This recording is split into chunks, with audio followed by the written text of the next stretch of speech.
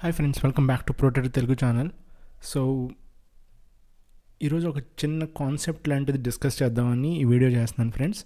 So బేసిక్గా రెండు stocks ఉన్నాయి యాక్చువల్గా, రైల్వే స్టాక్స్. ఇవి రైల్వే స్టాక్స్ అనకూడదు, ఇవి యాక్చువల్గా ఏంటంటే డిజాస్టర్ అవ్వకుండా కొలిజన్ సిస్టమ్స్ అనమాట. అంటే కొలిజన్ సిస్టమ్స్ అంటే ఇప్పుడు రెండు ట్రైన్స్ ఆపోజిట్ డైరెక్షన్లో ఒకే ట్రాక్ మీద వస్తున్నప్పుడు సో యాంటీ కొలిజన్ సిస్టమ్ అనేది ఇది ఉంది కదా యాక్చువల్గా. సో అలాంటివి డిజైన్ చేసిన రెండు కంపెనీస్ ఉన్నాయి. అందులో ఒకటి హెచ్బిఎల్ ఇంజనీర్స్, ఇంతకుముందు హెచ్బిఎల్ పవర్ అనేవారు, అండ్ ఇంకొకటి కెర్నెక్స్ సిస్టమ్స్ అనమాట. రెండు ఉన్నాయి యాక్చువల్గా. ఓకే, సో ఈ రెండు వీటి గురించి నేను ఫండమెంటల్స్ ఇవన్నీ డిస్కస్ చేసి అంత టైం నాకు లేదు, అలాగే మీకు కూడా వేస్ట్. ఓకేనా? సో ఎందుకంటే మనం చార్ట్ చూస్తే మనకు చార్ట్లో మ్యాక్సిమం తెలిసిపోతుంది. బట్ ఒకటి మటుకు చెప్తున్నాను, మార్కెట్ క్యాప్ ఆల్మోస్ట్ 3 times ఎక్కువ అనమాట కెర్నెక్స్ కన్నా HBL engineers. And HBL engineers వచ్చేసి హైదరాబాద్ లొకేటెడ్. కెర్నెక్స్ నేను ఎగ్జాక్ట్గా చూడలేదు, but okay, let's see that. Kernex systems వచ్చేసి మైక్రో సిస్టమ్స్ కూడా యాక్చువల్గా మనకి హైదరాబాద్లో ఉంది. అండ్ ఈ రెండు కూడా బేసిక్గా హైదరాబాద్, అండ్ ఇది ఏంటంటే కొంచెం డిస్ట్రిబ్యూట్ అయ్యి కూడా ఉంది ఇది, I mean Kernex. Okay, so వీళ్ళిద్దరూ కూడా ఇప్పుడు మీరు చూసారు కదా ప్రొడక్ట్స్లో train protection system, level crossing protection, yard protection, information systems. HBL difference ఏంటంటే వీళ్ళు బ్యాటరీస్లో కూడా ఉన్నారనమాట. ఓకే, ఇంతకుముందు హెచ్బిఎల్ పవర్, ఇప్పుడు ఇది. ఓకే, సో మార్కెట్ క్యాప్ ఇద్దరిది ఆల్మోస్ట్ ఒకటని ఫస్ట్ అనుకున్నాను, కానీ ఇంతకీ చాలా డిఫరెన్స్ అయితే ఉంది. నేను ఇది ఏంటంటే ట్రేడ్ చేశాను ఫ్రెండ్స్. ఓకే, ఆల్మోస్ట్ 95 రూపీస్ నుంచి నేను ట్రేడ్ చేయడం జరిగింది ఇది.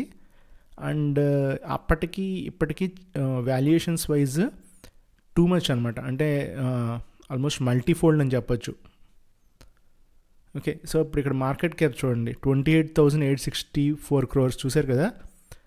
And when it comes to మీకు కెర్నెక్స్ సిస్టమ్స్ వచ్చేస్తే, మీకు కెర్నెక్స్ సిస్టమ్స్ మార్కెట్ క్యాప్ వచ్చేసి ఇదిగోండి 2012 crores అంతే.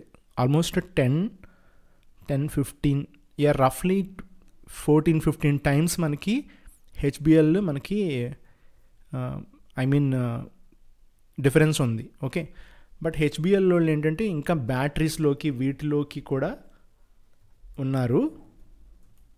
సో ఆటోమేటిక్గా మీకు వాళ్ళ ప్రోడక్ట్ కొంచెం డైవర్సిఫై ఉంది కాబట్టి కొంచెం దీనికన్నా కూడా కొంచెం సేఫ్టీ అనమాట. ఓకే, సో వీళ్ళ హెడ్ ఆఫీస్ బంజారాహిల్స్లో ఉంది, వాళ్ళేం మహేశ్వరంలో ఉంది. ఓకే, అండ్ ఇక్కడ చూస్తున్నారు కదా, ఇవన్నీ బ్యాటరీస్, ఎలక్ట్రానిక్స్, ఈ mobility, defence, spun concrete, battery energy storage systems, NSTL. So ఇదిగోండి వీళ్ళ ప్రొడక్ట్స్ లైనప్ ఇలా ఉంది. ఓకే, సో నెక్స్ట్ వచ్చేస్తే మనము ఇందులోకి వెళ్ళిపోదాం. నేను ఎందుకు ఈ చార్ట్ చూపిస్తున్నానంటే, ఇప్పుడు ఈ రెండిట్లో కూడా డౌన్ ద లైన్, అంటే ఇప్పుడే ఎందుకు షేర్ చేస్తున్నానంటే, ఇది ఒక వేవ్ కంప్లీట్ అయిపోయింది. సో ఇప్పుడు మ్యాక్సిమం కరెక్షన్స్ ఉన్నాయి రెండిట్లో కూడా, ముఖ్యంగా హెచ్బిఎల్లో చాలా హ్యూజ్ కరెక్షన్ ఉంది. ఓకే, బట్ ఇది మల్టీఫోల్డ్ అవడానికి కూడా చాలా చాలా అవకాశాలు ఎక్కువ ఉన్నాయంటే, ఎందుకంటే చెప్పిన రెండు కూడా మోనోపోలీలో తయారైనాయి. ఇంకా చెప్పాలంటే కెర్నెక్స్ లేకపోయి ఉంటే హెచ్బిఎల్ అసలు ఎక్కడో ఉండేది పాటికి స్టాక్. అంటే మీరు ఊహించుకోండి, 10,000 ఉన్న పెద్ద ఆశ్చర్యం లేదు. బట్ కెర్నెక్స్ ఉండడం వల్ల కెర్నెక్స్ వీడు షేర్ చేసుకుంటున్నారనమాట. సో అదే పర్టికులర్ షేర్ని. బట్ వీళ్ళ ఆర్డర్ బుక్ ఏంటంటే 50 crores 100 crores అలాగే ఇస్తున్నారు తప్ప కంప్లీట్గా ఒకసారి 1,000 crores 2,000 crores ఇవ్వట్లా, గవర్నమెంట్ రిలీజ్ చేయట్లా. ఓకే, సో దానివల్ల ఏంటంటే కొంచెంగా అప్పుడప్పుడు కరెక్షన్స్ రావడం ఇలాంటివన్నీ మనకు చార్ట్లో కనబడుతున్నాయి. ఓకే, సో ఇప్పుడు ఇది నేను మీకు చూపించే చార్ట్ డైలీ టైం ఫ్రేమ్ కదా. మీరు చూడండి, ఇక్కడ ఎక్కడ మొదలైంది 2021, ఇక్కడ అంటే రైజింగ్ తీసుకుందాం, అట్లీస్ట్ కోవిడ్ కూడా కాదు, కోవిడ్ తర్వాత.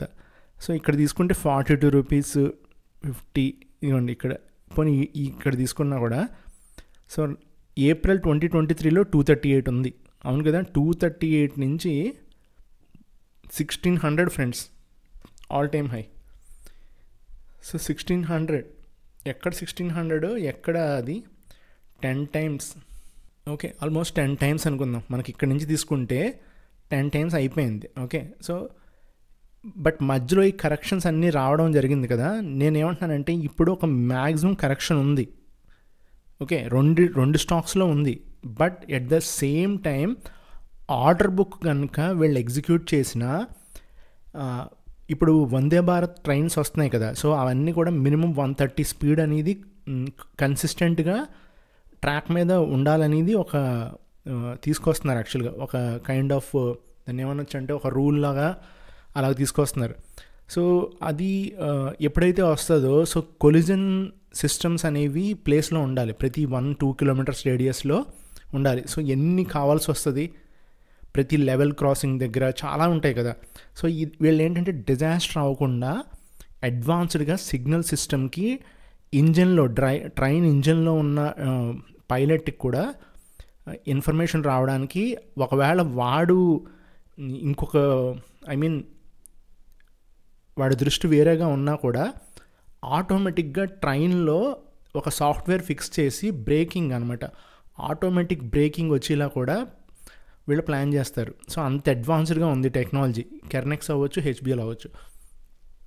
సో ఆ పర్టికులర్ సాఫ్ట్వేర్స్ అవ్వచ్చు, ఆ పర్టికులర్ మెకానిజం అవ్వచ్చు, వీళ్ళు సపోర్ట్ చేస్తున్నారు, వీళ్ళిద్దరే ఇప్పుడు ప్రజెంట్. సో అందు గురించి ఇండియాలో అసలు ఇంకా వందే భారత్ మహా అయితే మ్యాక్సిమం నాకు ఎన్ని ట్రైన్స్ ఉన్నాయో ఎగ్జాక్ట్గా అయితే తెలియదు, 20-30 ప్రజెంట్. సో అసలు అవి ఏం సరిపోతే మనకి దాదాపుగా నాకు తెలిసినంత వరకు ఒక 1000 ట్రైన్లన్నా కావాల్సి వస్తుంది, 1000-1500 కావాలి, 1500. సో ఎక్కడున్నాం మనం అంటే ఎంత స్కోప్ ఉంది మార్కెట్కి కదా. సో ఇది వెళ్ళి కొలుదు కూడా ఈ కొలిజన్ సిస్టమ్స్ అనేవి ప్రతి చోట అవసరం. అది కూడా నేను ఇంకా 2 కిలోమీటర్స్ అనుకుంటున్నాను, నాకు ఎగ్జాక్ట్గా ఎన్ని కిలోమీటర్స్ ఫిక్స్ చేస్తానని తెలియదు, నేను ఆ ఫండమెంటల్స్లోకి వెళ్ళా. సో ఇక్కడ పాయింట్ ఏంటంటే అల్టిమేట్గా ఇంకొకళ్ళు ఎవరన్నా పెద్ద పెద్దోళ్ళు రాక ముందే ఈ స్టాక్స్ అనేవి ఆల్రెడీ ఎక్స్పాండ్ అయిపోయినాయి. సో ఆర్డర్ బుక్ కూడా వీళ్ళ దగ్గర గట్టిగా ఉంది ఇప్పుడు ప్రజెంట్. సో అంటే ఆర్డర్స్ ఉన్నాయి.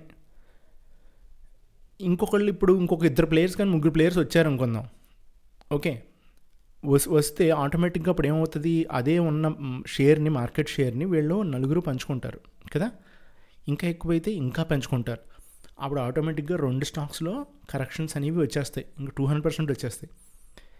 కానీ ఇక్కడ ఒక పాయింట్ ఉంది, ఎంతమంది వచ్చినా ఫస్ట్ వచ్చిన వాళ్ళు ఇచ్చిన క్వాలిటీ కనుక వాళ్ళు ఇవ్వలేకపోయినా, వాళ్ళ ఇన్ టైంలో డెలివరీ చేయలేకపోయినా, వాళ్ళ సిస్టమ్స్ సరిగ్గా పెర్ఫామ్ చేయకపోయినా కూడా వాళ్ళది సస్పెండ్ కానీ క్యాన్సిల్ చేసి మళ్ళీ ఇంకొకరికి రావడం జరుగుతుంది. సో ఆ బెనిఫిట్ వీళ్ళకి ఉంది.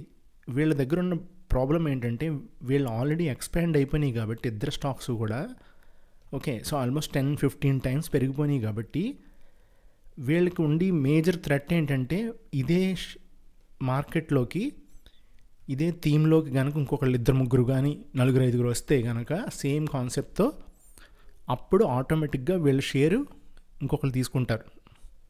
ఇదిగోండి, ఇది హెచ్బిఎల్. సో హెచ్బిఎల్ ఎంత ఎక్స్పాండ్ అయిందో చూడండి. నాకు ఇక్కడి నుంచి తెలుసు ఫ్రెండ్స్, 2022 ఎండింగ్ నుంచి నాకు తెలుసు. ఆల్మోస్ట్ 2022 ఎండింగ్ అంటే 195 ఉంది, ఓకే. సో ఈ ఏరియాలో ఇక్కడి నుంచి చూడండి ఆల్మోస్ట్ ఎంత అయిందో, 10 టైమ్స్, లిటరల్గా 10 టైమ్స్, ఓకే.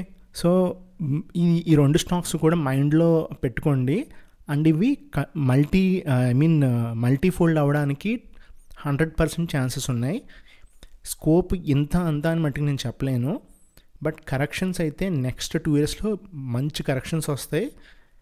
అలాగే మోనోపోలీ కాబట్టి వీళ్ళకి గనక కాంపిటేటర్స్ మార్కెట్లోకి దిగకపోతే వీళ్ళ షేర్లు మనము దగ్గరలో చూడలేం. అంటే ఇప్పుడు హెచ్బిఎల్ 2000 ఈజీగా అయిపోద్ది అనమాట బ్లంట్గా. వాడేమో ఎవరు కెర్నెక్స్ ఏమో 3000 ఈజీగా టచ్ చేసేస్తాడు, ఎందుకంటే ఆల్రెడీ ఒకసారి 1600 టచ్ చేస్తాడు ఆల్ టైమ్ హై. ఇప్పుడు ప్రజెంట్ కెర్నెక్స్ కరెక్షన్లో ఉంది. సో వెరీ సూన్ వీడు ఆల్ టైమ్ హై టచ్ చేస్తాడు కెర్నెక్స్ కూడా, ఓకే. సో ఈ 2 కూడా నేను జస్ట్ షేర్ చేద్దాం అనుకున్నాను. సో టెక్నికల్స్ పరంగా చూస్తే 200 పీరియడ్ మూవింగ్ యావరేజ్కి చాలా దూరంగా ఉండటం వల్ల ఇప్పుడు మార్కెట్లో కొంచెం స్టెబిలిటీ ఇప్పుడిప్పుడే స్టార్ట్ అవుతుంది, మొన్నటిదాకా ఏం లేదు. So I think so that ఒక కరెక్షన్ అనేది రావడానికి ఆస్కారం అయితే రెండిట్లో ఉంది, ఓకే. వచ్చినా రాకపోయినా కూడా లాంగ్ టర్మ్ వ్యూలో మళ్ళీ చెప్తున్నాను, లాంగ్ టర్మ్ వ్యూ అంటే నేను మళ్ళీ చెప్తున్నా 5 to 10 years friends, at least 5 years అనుకుందాం. సో 2030కి స్టాక్స్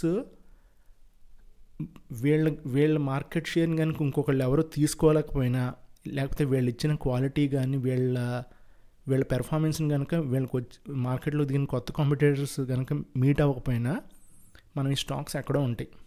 ఎందుకంటే మీరు ఊహించుకోండి, వందే భారత్ స్లీపర్స్ కూడా వస్తున్నాయి ఇప్పుడు. సో అడ్వాన్స్డ్ టెక్నాలజీ ఉండాలి కంపల్సరీ. ఓకే, సో ఆబ్వియస్గా చాలా ఫిక్సింగ్స్ ఉంటాయి, చాలా వర్క్ నడుస్తూ ఉంటుంది, వీళ్ళ ఆర్డర్ బుక్ కూడా పైలప్ అయిపోతూ ఉంటుంది, వీళ్ళ మార్కెట్ క్యాప్ పెరిగిపోతూ ఉంటుంది. బట్ అప్పుడు పీఈస్ కానీ ఆర్ఓసిఈలు కానీ ఓకే బుక్ వాల్యూ కానీ ఎలా ఉంటుందో మీరు ఊహించుకోవచ్చు. Okay, so thank you friends.